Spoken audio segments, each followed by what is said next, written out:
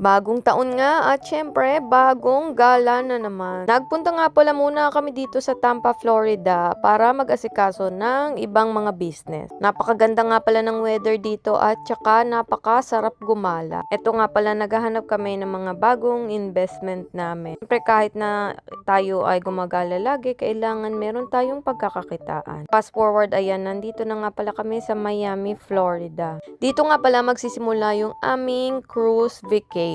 Nga pala pagka nasa suite room kayo dito, pwede kayong umaga ng embarkation at pwede kayong mag-stay doon sa tinatawag na Suite and Pinnacle Lounge. Nga pala yung separate area na yun, napakaganda. At ayan nga, nakapasok na kami dito sa loob ng cruise ship. Naglalaro na nga yung mga bata, nagpapalipas kami ng oras at ngayon ay nag-iikot-ikot lang dito sa cruise ship. Ayan nga, meron silang mini golf area, napakaganda niyan at nakaka-enjoy talagang pagmasdan. Di pa nga kami pwedeng makapasok sa room kaya eto, kumain muna kami. Pagkatapos nga namin kumain, eto, nagpunta muna kami dito sa promenade or 5th floor. Ayan, nga pala yung loob ng 5th floor.